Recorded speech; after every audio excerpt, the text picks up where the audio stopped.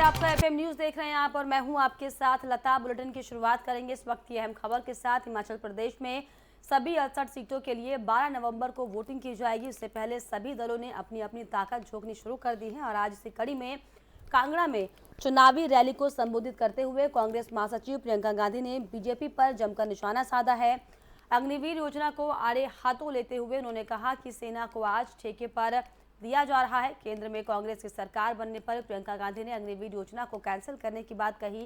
साथ ही साथ उन्होंने ये भी कहा कि हिमाचल में सरकार बनने पर पुरानी पेंशन योजना को बहाल किया जाएगा और 5 साल में 5 लाख लोगों को रोजगार दिया जाएगा। आइए आपको सुनाते हैं कि कांगड़ा की रैली में प्रियंका गांधी ने क्या कुछ कहा है। 63,000 सरकारी पद खाली हैं 5 सालों से। 63,000 युवाओं की नौकरियां खाली पड़ी हैं, लेकिन आपको दी नहीं है। जब हम कहते हैं 1 लाख रोजगार देंगे, इनके मुख्यमंत्री कहते हैं ये तो हो ही नहीं सकता। मगर मैं पूछना चाहती हूं, जब हिंदुस्तान की संपत्ति, जब भारत के पीएसयू अपने उद्योगपति मित्रों को बेचना चाहते हैं तो वो संभव है, वो हो सकता है। नौजवानों को 1 लाख रोजगार नहीं मिल सकता, लेकिन पीएसयू बेच सकते हैं, वो हो सकता है। पुरानी पेंशन हम कहते हैं हम देंगे, किस आधार पर कह रहे हैं?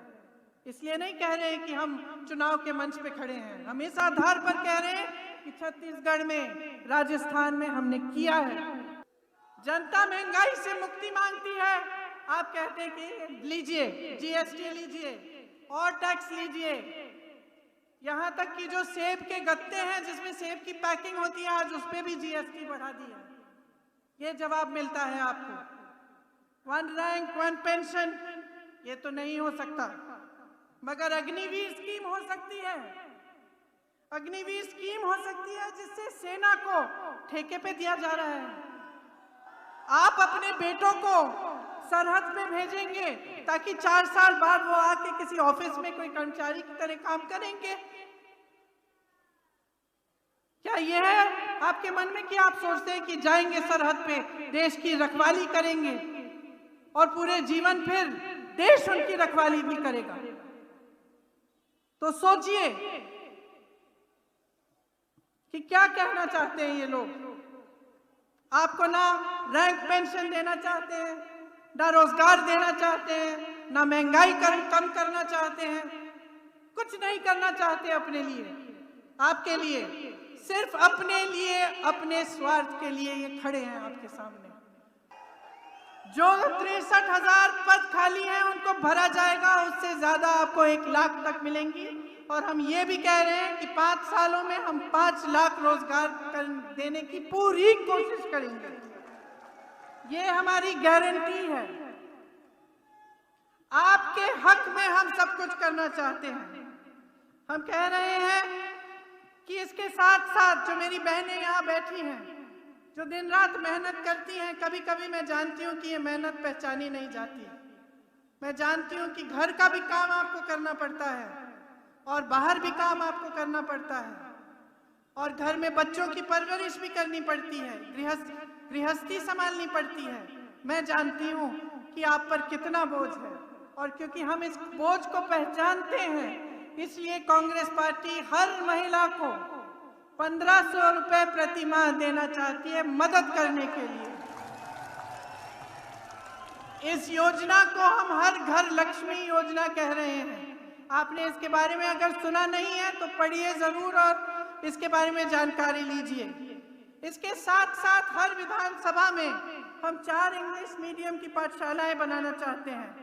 ड्रग्स से हम लड़ेंगे। जिस तरह से आज ड्रग्स नौजवानों के भविष्य को खा रहे हैं, उसके खिलाफ हम खड़े हो। एक तरफ जहां कांगड़ा में प्रियंका गांधी ने रैली को संबोधित किया तो वहीं दूसरी तरफ हिमाचल के धर्मपुर में बीजेपी अध्यक्ष जेपी नड्डा ने भी रैली कर अपनी सरकार की उपलब्धियां बताते हुए कांग्रेस पर निशाना साधा। आइए आपको सुनाते हैं उन्होंने क्या कुछ कहा है। ये इसलिए जरूरी है क्योंकि यह लड़ाई रजत की नहीं है, यह लड़ाई महेंद्र सिंह जी की नहीं है, यह लड़ाई जयराम ठाकुर की नहीं है, यह लड़ाई हमारी नहीं है, यह लड़ाई आपके हक और हुकूक की है। इसको हमको समझना है। और फिर मैं कहने के लिए नहीं कह रहा हूं, मित्रों, सही फैसले होते हैं तो सही निर्णय निकलते हैं, गलत फैसले होते हैं तो गलत निर्णय निकलते हैं। आज हमारे एक्स सर्विसमैन यहां पर इतनी बड़ी संख्या में बैठे हैं, दूर दराज इन्होंने बॉर्डर पर जाकर के देश की रक्षा की है।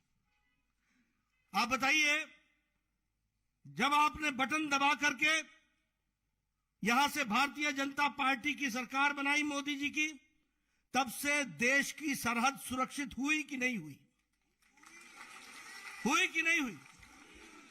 एक जमाना देश की तस्वीर बदल गई कि नहीं बदल गई? बदल गई कि नहीं बदल गई? विकास के नए आयाम लिखे गए कि नहीं लिखे गए? आज ये जो सिम कार्ड होता है, ये दूसरे नंबर का इंडिया सप्लायर हो गया। पहले खरीदता था, आज मेकर हो गया। इकोनॉमिक पैकेज दिया, कांग्रेस की सरकार आई। मित्रों, डबल इंजन का बहुत महत्वपूर्ण योगदान होता है। यह मत समझना कि हमने मोदी जी को बैठा दिया, अब तो हमारा काम चलेगा। मोदी जी काम करेंगे, लेकिन धरती पर उतारेंगे तो जयराम ठाकुर उतारेंगे, रजत ठाकुर उतारेंगे। इसको भी हमको ध्यान रखना चाहिए। इसलिए डबल इंजन की सरकार, अटल जी ने दिया आपको इकोनॉमिक पैकेज, बद्दी बसा, नालागढ़ बसा, लेकिन 7 साल में कांग्रेस ने छीन लिया। और क्या कहा? कहा हरियाणा में मेरी सरकार है, पंजाब में हमारी सरकार है, हिमाचल को हम अकेला नहीं दे सकते, जम्मू में हमारी सरकार है। आज वक्त ऐसा बदला कि ना वो हरियाणा में है, ना पंजाब में है, और हिमाचल में तो गए ही गए। ये अटल टनल हमारे डिफेंस के लोग जानते हैं, फौजी भाई जानते हैं, एक्स सर्विसमैन जानते हैं।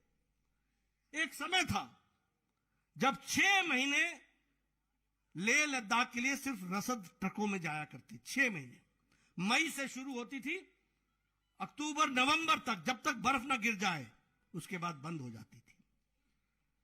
और 6 महीने के लिए एक तरीके से लेह लद्दाख से रास्ता कट जाता था, एक तरह से हमारा लाहौल स्पीति से रास्ता कट जाता था।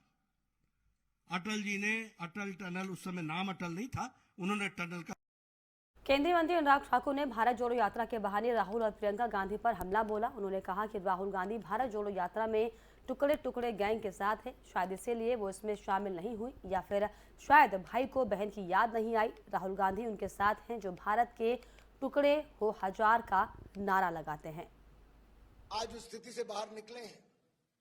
प्रियंका जी, राहुल जी जो यात्रा कर रहे हैं वो भारत के टुकड़े टुकड़े करने वाली गैंग के साथ कर रहे हैं, इसलिए शायद आप उस यात्रा में नहीं जुड़ी हैं, या भाई ने बहन को याद ही नहीं किया है। ऐसा क्या कारण है कि भाई बहन की बन नहीं रही, या उसको यात्रा में चाहते नहीं है? क्या कारण है कि 1.5 महीना हो गया वो वहां कहीं दिखी नहीं? लेकिन जो पोस्टर लगाते थे, a country without a post office, एक ऐसा देश जिसका नामो निशान ना हो, जो नारा लगाते थे देश के टुकड़े हो हजार, इंशाल्लाह इंशाल्लाह, उनको साथ में यात्रा में लेकर चले हैं। ये कांग्रेस का असली चेहरा दिखाता है। पंजाब के अमृतसर में आज दोपहर शिवसेना नेता सुधीर सूरी की गोली मारकर सरेआम हत्या कर दी गई। गोपाल मंदिर के बाहर कुछ लोगों ने देवी देवताओं की खंडित मूर्तियां फेंकी हुई थी। सूरी को जब इस बाबत पता चला तो वो मंदिर के बाहर पहुंचे और मूर्तियों की बेअदबी करने वालों के खिलाफ मामला दर्ज करवाने को लेकर धरने पर बैठ गए। उनके सुरक्षाकर्मी और समर्थक भी साथ रहे। इस दौरान अचानक उन पर फायरिंग भी की गई। गोलियां सुधीर सूरी की छाती पर लगी। उनके सुरक्षाकर्मियों ने भी हवाई फायर किए हैं और मौके पर अफरा तफरी का माहौल हो गया।